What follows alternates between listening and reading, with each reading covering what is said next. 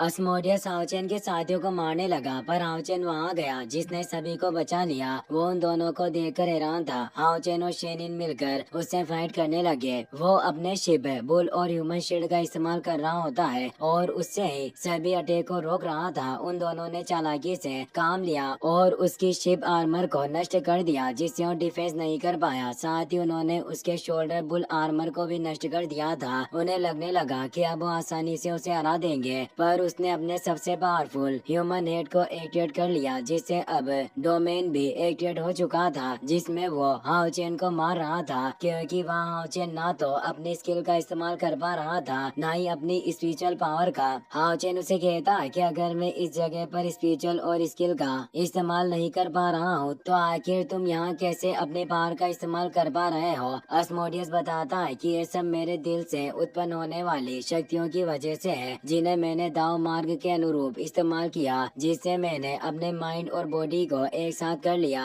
और ये सब मैंने अपने स्पीयर की सालों से कठिन अभ्यास करने के बाद में महसूस कर पाया कि इस आर्ट स्किल का इस्तेमाल आखिर कैसे करते हैं, और मैं इस स्किल को स्टेट ऑफ माइंड कहता हूँ। ये बोलकर वो उस पर स्पीयर से अटैक करता है, जिससे हाओचेन और दूर हो जाता है। वो बताता है कि अब मैं सिर्फ अपने स्टेट ऑफ माइंड की मदद से तुम्हें मार दूंगा और तुम कभी भी मेरी इस स्किल को समझ नहीं सकते। और वो उस पर एक पावरफुल स्पीयर अटैक करता है, पर हाओचेन आगे से हटकर उस अटैक से बच जाता है। उस हमले से काफी तेज स्पॉट हुआ होता है। हाओचेन सोचता है कि ये सिर्फ स्टेट ऑफ माइंड के साथ स्पीयर से इतना बड़ा हमला कर सकता है, जो बाहरी दुनिया के हमले से भी ज्यादा स्ट्रॉन्ग है। डीमन गॉड बोलता है कि अब तुम मुझसे फाइट करने में वक्त बर्बाद मत करो। इस स्टेट ऑफ माइंड मेरे खुद की क्रिएशन है, जिसे तुम जैसा साधारण इंसान समझ नहीं सकता। अब तुम्हें आज्ञाकारिता के साथ अपनी मौत को स्वीकार कर लेना चाहिए। हाओचेन उससे लड़ने की कोशिश कर रहा होता है, पर इसका कोई फायदा नहीं हो रहा होता। वो हर वक्त कमजोर हो रहा होता है। वो सोचता है कि हर वक्त मैं सिर्फ अपनी पूरी पावर से अटैक करने से कुछ हासिल नहीं कर सकता।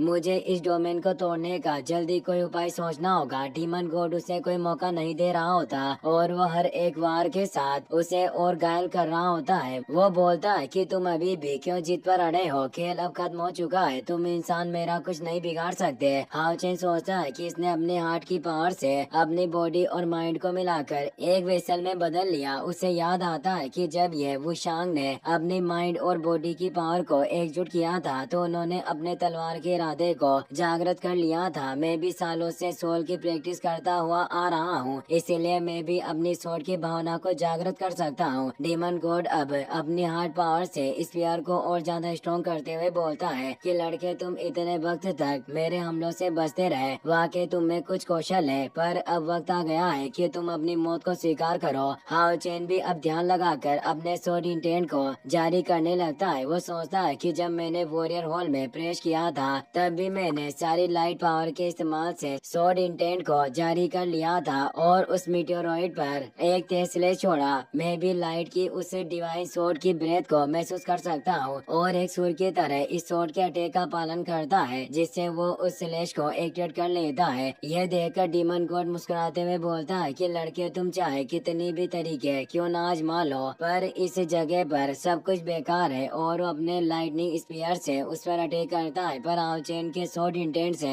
वो अटैक रुक जाता है और वो पूरी जगह ही ब्लैक एंड व्हाइट हो गई थी, मानो समय तमसा गया हो। डीमन गॉड काफी चौंक जाता है। हाओचेन अब अपने उस शॉर्ट इंटेंट का इस्तेमाल करता है, जिससे वो उस लाइटनिंग स्पीयर पर अटैक करता है। डीमन गॉड उस अटैक को रोक नहीं पा रहा होता और बोलता है कि आखिर तुम इतनी जल्दी मेरे स्टेट ऑफ माइंड को कैसे समझ सकते हो। हाओचेन की एनर्जी से वो स्पीयर नष्ट हो जाता है और डीमन गॉड भी दूर चला गया होता है। वो बोलता है कि मुझे विश्वास नहीं हो रहा कि तुमने अपने हार्ट से इतने पावरफुल स्लेश को एक्टिवेट किया। भले ही तुम कुछ हद तक स्टेट ऑफ माइंड को समझ चुके हो, पर तुम कभी भी मुझे हरा नहीं पाओगे। और वो अपने सबसे पावरफुल मूव को एक्टिवेट करता है। काफी सारे पोर्टल क्रिएट होते हैं, जिनसे अब हजारों लाइटनिंग स्पीयर से वो हाओचेन पर अटैक करता है। वो अपने दोनों स्वॉर्ड से उन अटैक को रोकने लगता है और बताता है कि भले ही मैंने एक स्लेश जारी किया, पर इससे तुम्हारा आत्मविश्वास डगमगा गया और अब तुम हार जाओगे। डीमन गॉड बोलता है कि मूर्ख, मेरे स्टेट ऑफ माइंड को कोई भी ब्रेक नहीं कर सकता। और वो स्पीयर में हाओचेन को फंसा लेता है। हाओचेन लाइटनिंग से जूझ रहा होता है। वो सोचता है कि मैं बचपन से ही तलवार की प्रैक्टिस करते हुए आया हूँ और हम वॉरियर के पास एक असीम भावना होती होती है। भले ही हमारे सामने कितना भी पावरफुल डीमन क्यों ना खड़ा हो, पर फिर भी हम हार नहीं मानते और उसे सीनियर सोर्ड ई के वो पल याद आते जब वो अकेले ही डीमन एम्परर फेंग जियो से लड़ गए थे।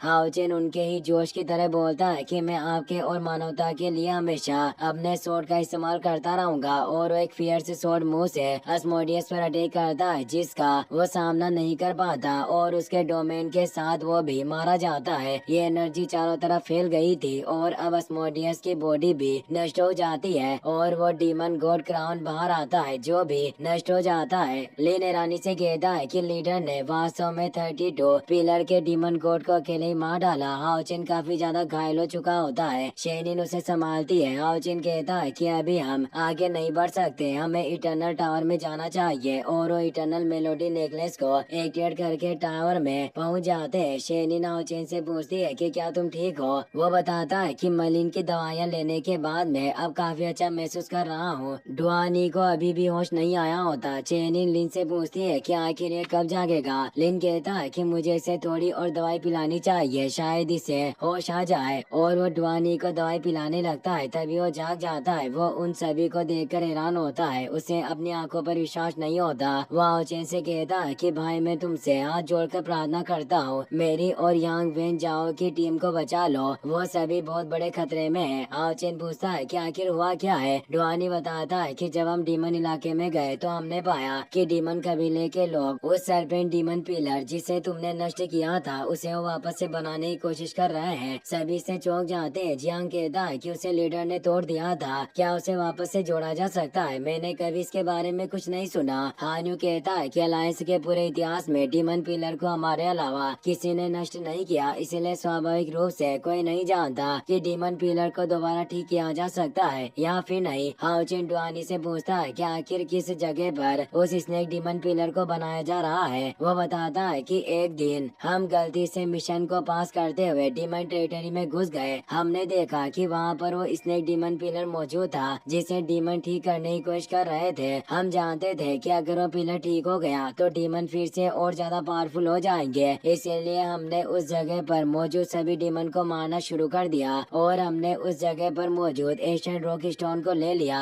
जिससे वो डीमन पिलर को दोबारा ठीक करना चाहते थे। पर जैसे हम पोर्टल की मदद से भागने लगे 25 पिलर का विजडम गॉड वहाँ दिखाई दिया जिसने हम सभी पर दबाव डाला। हम कुछ नहीं कर सकते थे पर यांग वेन जाओ ने मुझे पोर्टल से बाहर फेंक दिया, पर वो सभी वहीं रह गए। सभी 25 डीमन गॉड का नाम सुनकर हैरान होते हैं। जियांग कहता है कि ये तो वही डीमन गॉड है जिसका हमने लावा वर्ल्ड में सामना किया था। अब समझ आ रहा है कि ये डीमन कोर रॉक वेन को क्यों लेना चाहते थे। वास्तव में डीमन पिलर को फिर से रीशेप कर रहे हैं। चेनिंग को यांग वेन जाओ की याद आने लगती है। वो उसे याद करके काफी परेशान होती है और कहती है कि क्या उसे डीमन के द्वारा मार दिया गया। डुआनी बताता है कि मैं उस एशियन रॉक को लेकर भाग आया पर सभी साथी उस 25 डीमन पिलर के कब्जे में है, लेकिन मुझे यकीन है कि वो सभी जिंदा है क्योंकि उन्होंने मेरे साथ मैनिफेस्ट स्पीड स्टोन को साझा किया था जिसमें उन सभी का एसेंस ब्लड मौजूद है और अभी तक कोई भी मरा नहीं है, वरना ये स्टोन अभी तक टूटकर बिखर जाता। चेनिंग को इससे चैन की सांस आती है। हाओचिन कहता है कि यांग वेन जाओ और बाकी सभी डीमन के हाथों में है, इसीलिए हम देरी नहीं कर सकते